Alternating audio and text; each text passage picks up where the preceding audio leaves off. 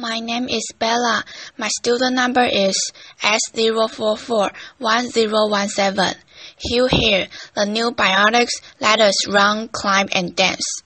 I'm a freshman at NCUE.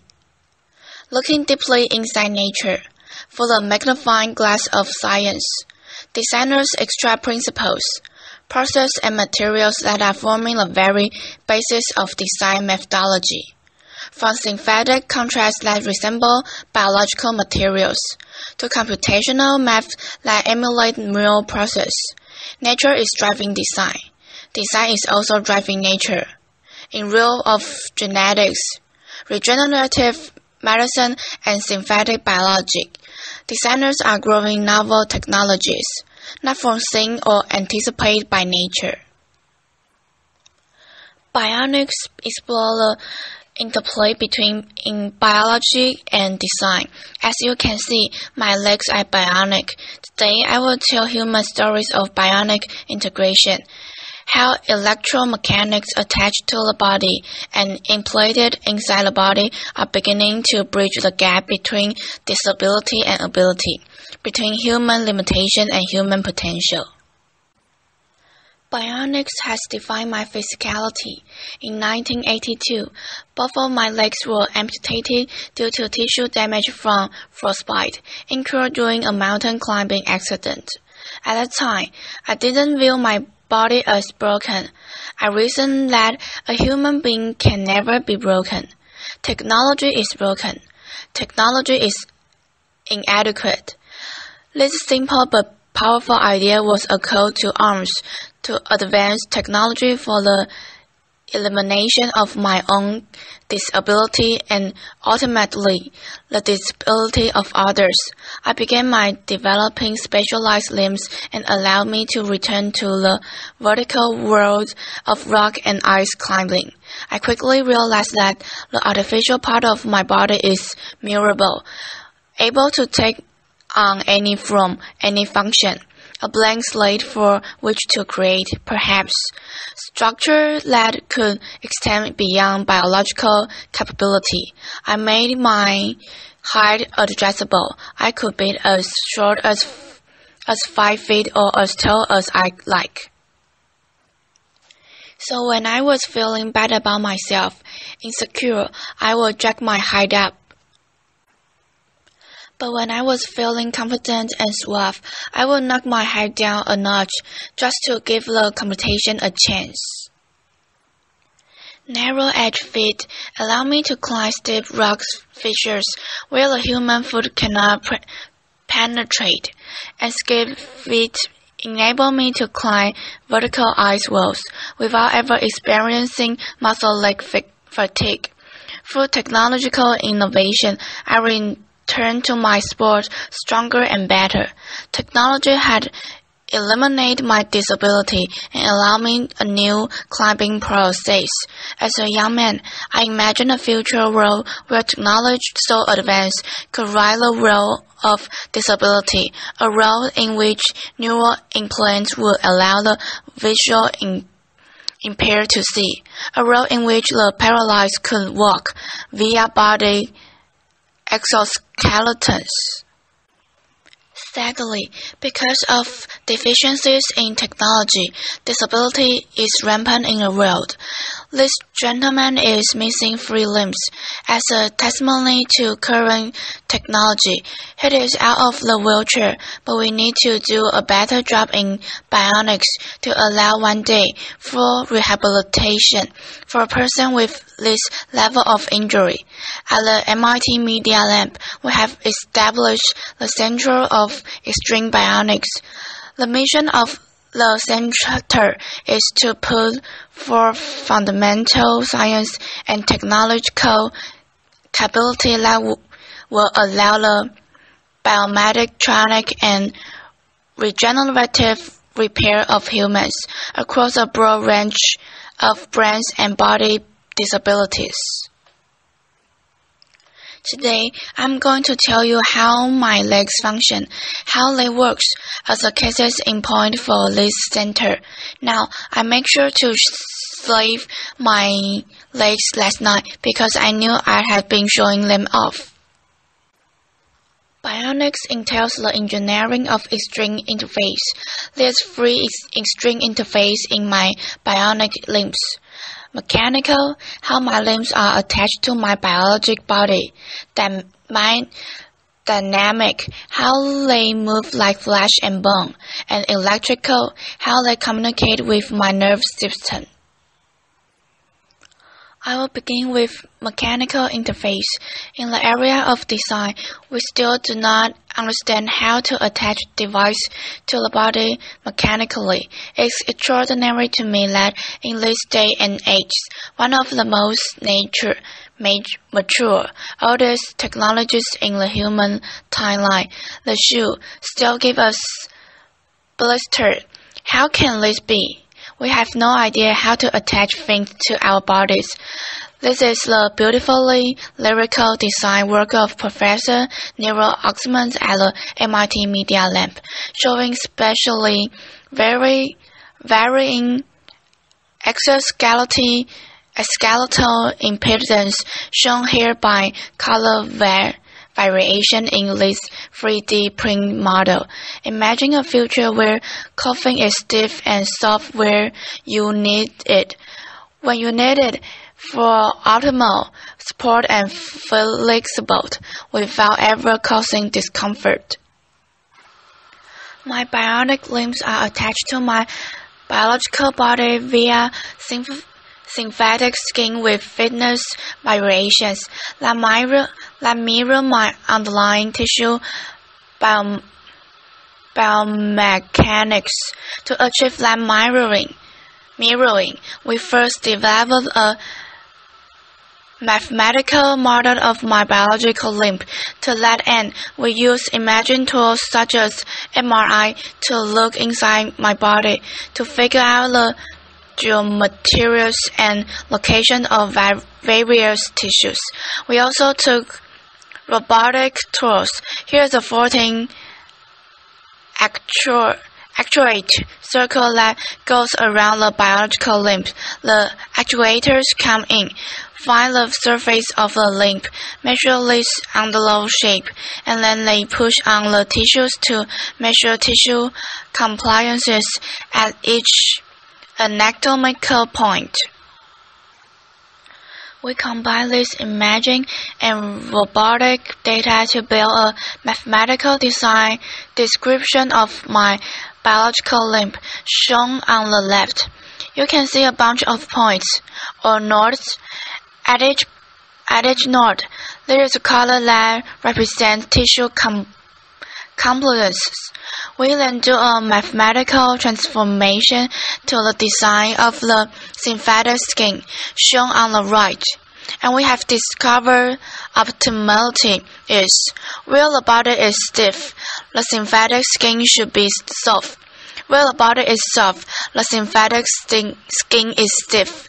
And this mirroring occurs across all tissue compliances. With this framework, we have produced bionic limbs that are the most comfortable limbs I have ever worn. Clearly, in the future, our clothing, our shoes, our bracelets, our prosthetics will no longer be designed and manufactured using artisan strategies, but rather data-driven quantitative frameworks. In that future, our shoes will no longer give us blisters. We are also embedding sensing and smart materials into the synthetic skin. It is a material developed by SRI International California under electrostatics effects. It changes stiffness. So under zero voltage, the material is compliant. It is floppy like paper.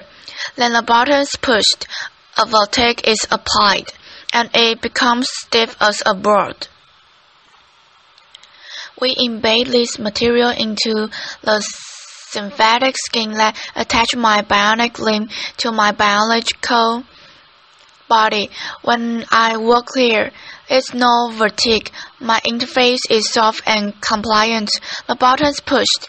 voltage is applied and its stiffness, offering me a greater maneuverability over the bionic limb. We are also building exoskeletons.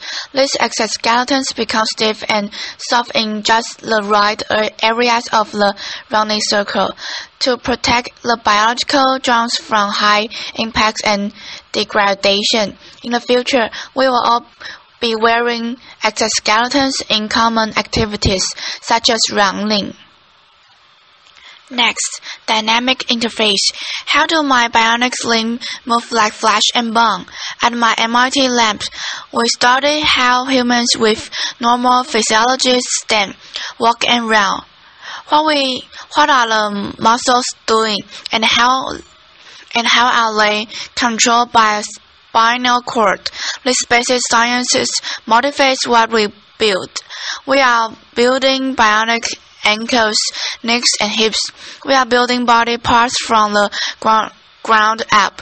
The bionic limbs that I'm wearing are called bionims.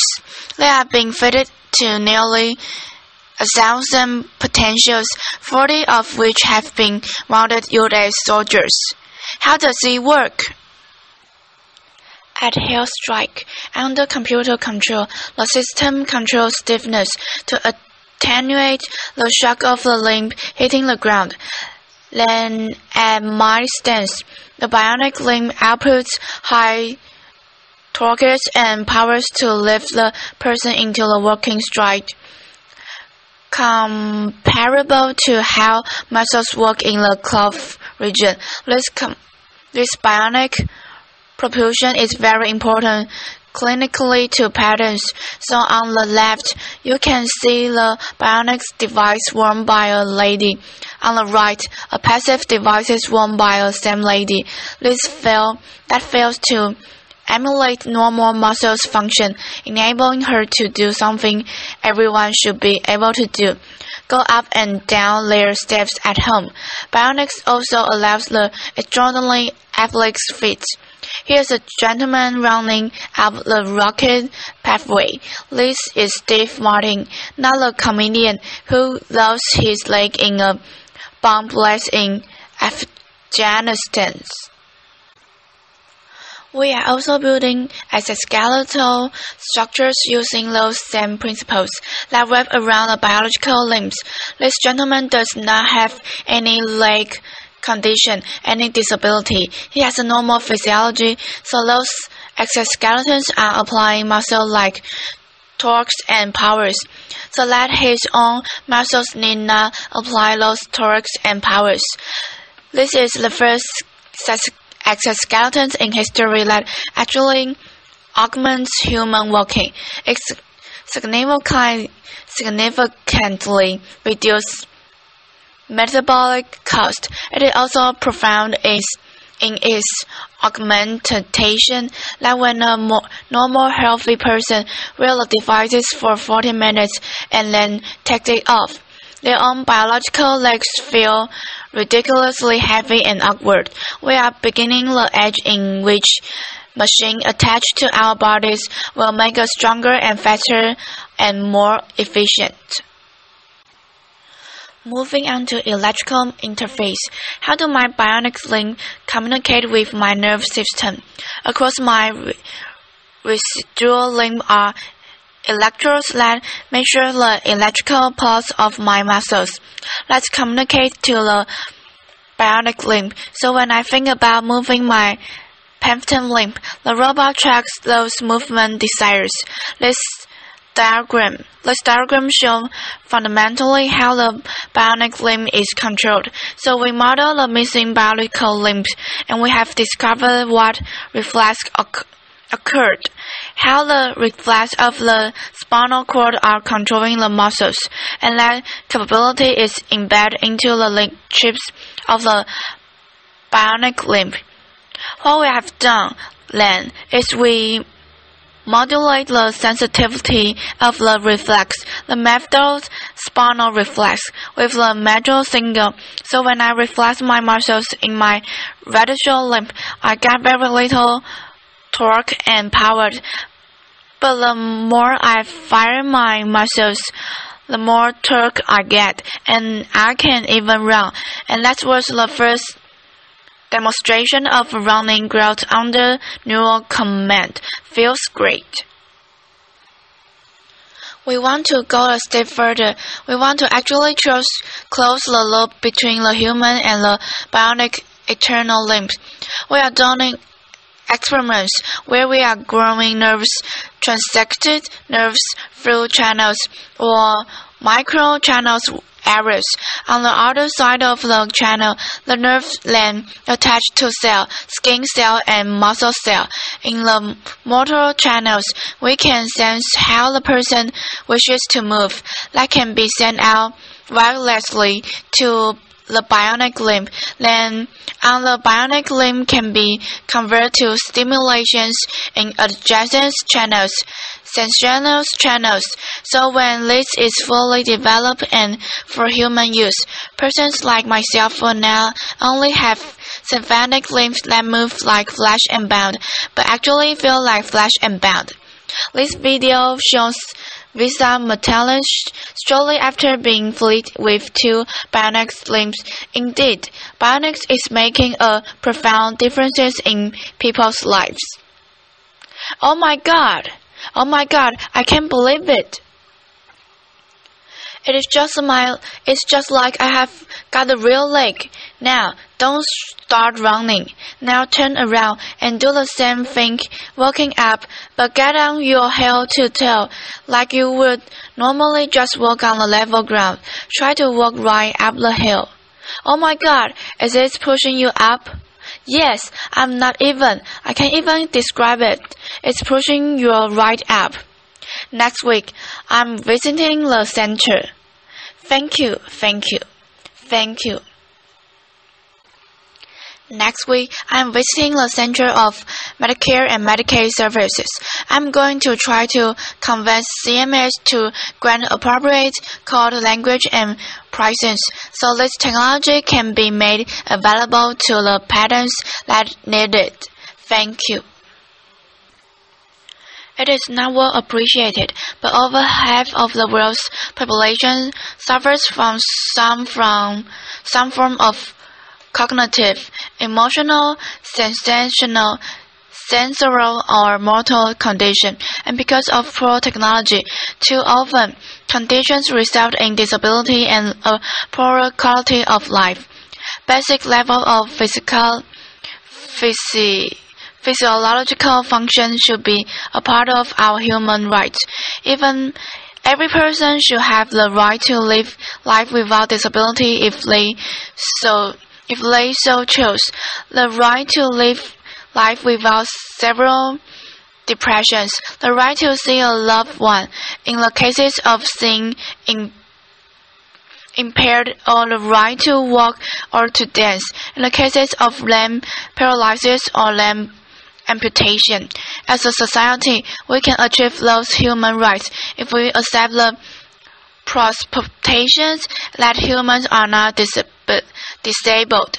A person can never be broken.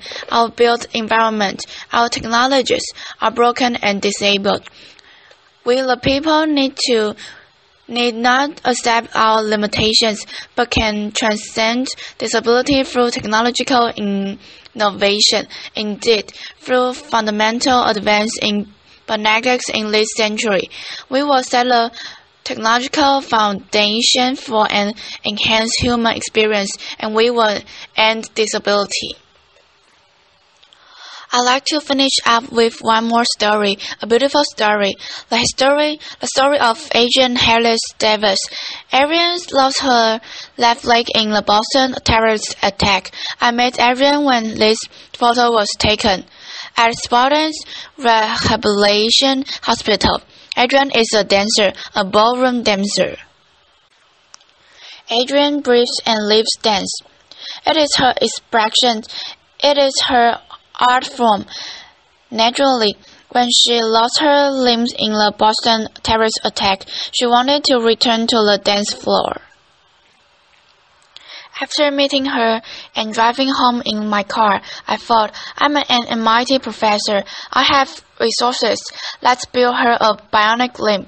To enable her to go back to her life of dance, I brought in MIT scientists with expertise in prosthetics, robotics, mechanic learning, and biomechanics, and over a 200-day research period, we studied dance. We brought in dancers with biological limbs, and we studied how they move, what forces they apply on the dance floor, and we took a low status, and we put forth fundamental principles of dance, flexible dance capability, and we embedded that intelligence into the bionic limb. Bionic is not only about making people stronger and safe and faster. Our expressions, our humanitative can be embedded into electromagnetics. It was 3.5 seconds between the bomb blast in the Boston terrorist attack. In 3.5 seconds, the criminals and crowds took evidence of the dance floor. In 200 days, we put her back. We were not to be imitated, brought down, diminished, conquered, or stopped by acts of violence. Ladies and gentlemen, please allow me to introduce Adrienne Hallis Davis. Her first performance since the attack. She is dancing with Christian laughter. Ring My Bell, performed by Enrique Levis. Ladies and gentlemen, members of our research team, Elliot Ralph and Nathan Villagre-Karski. Elliot and Nathan. It is all about my recording. Thank you.